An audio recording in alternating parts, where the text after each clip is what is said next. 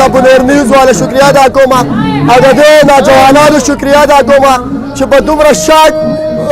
میسج باندې دی راووتلو او دا پروګرام وکړو. د هغې نه پس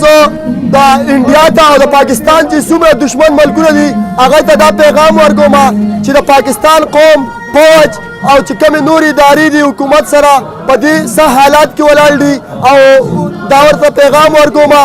چې که تاسو لاول سوچ کوئ بیا به پاکستان ته راتلو کوشش کوئ. زه به یو خبره کوم په چمپیون ټرافي به فاینل میچ کې د انډیا یو بالر چې هغه بوم راو او په هر زمان سے line of control cross करो मतलब no ball करो दागे न पस जे हर जमान दावा कम हशर करो चैंपियन ट्रॉफी ته ګټل و نو هغه حشر د پاکستان په د یو دوه ونو په بدله کې وکړو چې دا